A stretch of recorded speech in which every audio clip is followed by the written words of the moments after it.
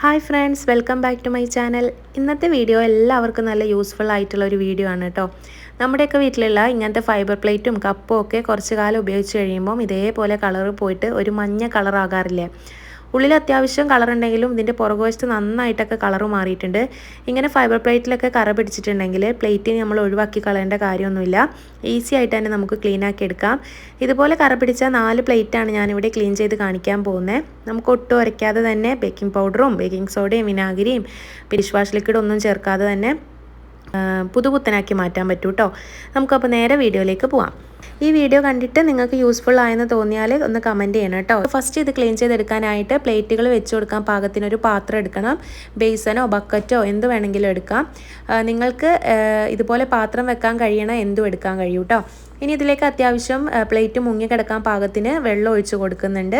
പച്ചവെള്ളമാണ് നമ്മളിതിലേക്ക് ഒഴിച്ചു കൊടുക്കുന്നത്, സാധാ വെള്ളം. ഇനിയാണ് നമ്മുടെ മെയിൻ സാധനം ഒഴിച്ചു കൊടുക്കാൻ പോകുന്നത്. നമ്മൾ ഡ്രസ്സിൻ്റെ ഒക്കെ കറ കളയാൻ വേണ്ടി ഉപയോഗിക്കുന്ന ക്ലോറക്സ് ആണ് ഇനി ഇതിലേക്ക് ചേർത്ത് കൊടുക്കുന്നത്. ഞാനൊരു 3 മൂടിയോളം ക്ലോറക്സ് ഇതിലേക്ക് ഒഴിച്ചു കൊടുക്കുന്നുണ്ട് കേട്ടോ. ഇനി പ്ലേറ്റ് എടുത്തിട്ട് നമുക്ക് മലർത്തി വെച്ച് കൊടുക്കാം. നിങ്ങൾക്ക് തന്നെ അറിയായിരിക്കും, ഫൈബർ പ്ലേറ്റിലെ കറ നമ്മൾ എത്ര ഉരച്ച് കഴുകിയാലും പോകില്ല. അപ്പോൾ ഇപ്പോൾ നിങ്ങൾക്കൊരു സംശയം ഉണ്ടാവും, നമ്മൾ ഈ പ്ലേറ്റിലെ ഡിസൈനൊക്കെ പോകുമോ ഇല്ലയോ എന്ന് ഞാൻ വീഡിയോയിൽ കാണിച്ചു തരാം. എൻ്റെ ഈ പ്ലേറ്റിൻ്റെ പുറത്താണ് അധികം കറയുള്ളത്, പക്ഷേ ഈ ഒരു പ്ലേറ്റിൻ്റെ ഉള്ളിലും കറ നല്ലപോലെ ഉണ്ട്. പിന്നെ നമുക്കിത് മുക്കി വെക്കാം. രാത്രി വെച്ചിട്ട് 8 മണിക്കൂറോളം വെക്കുന്നുണ്ട് ഞാൻ കേട്ടോ. രാത്രി വെച്ചിട്ട് രാവിലെയാണ് എടുക്കുന്നത്. ഇപ്പോൾ ഒരു 10 മണിക്കൂർ ഞാൻ ഇങ്ങനെ തന്നെ വെച്ചിട്ടുണ്ടായിരുന്നു. ഇനി നമുക്കിത് എടുത്ത് നോക്കാം. മുകളിലുണ്ടായിരുന്ന കറയും ബാക്ക് സൈഡിലെ കറയൊക്കെ പോയിട്ടുണ്ട് കേട്ടോ. നല്ല അടിപൊളിയായിട്ട് കിട്ടിയിട്ടുണ്ട്. പുതിയ പ്ലേറ്റ് പോലെ തന്നെ ആയിട്ടുണ്ട്. ഞാൻ ഇത്രയും നല്ല റിസൾട്ട് കിട്ടുമെന്ന് വിചാരിച്ചിട്ടുണ്ടായിരുന്നില്ല. എന്തായാലും അടിപൊളി ആയിട്ടുണ്ട് കേട്ടോ. നിങ്ങൾക്ക് കാണുമ്പോൾ തന്നെ വ്യത്യാസം മനസ്സിലാവുന്നുണ്ടാവും. എല്ലാവരും ഒന്ന് ട്രൈ ചെയ്ത് നോക്കണേ. ഇനി നമുക്ക് ഈ സാധാരണ ലിക്വിഡ് ഇട്ടിട്ട് നമുക്കതൊന്ന് കഴുകിയെടുക്കാം.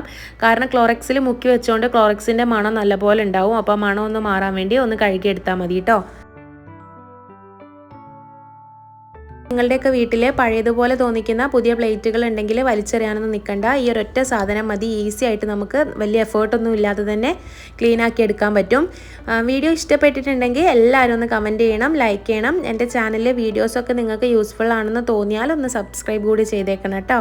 മറ്റൊരു വീഡിയോ ആയിട്ട് ഞാൻ വീണ്ടും വരാം. അതുവരേക്കും താങ്ക്സ് ഫോർ വാച്ചിങ്.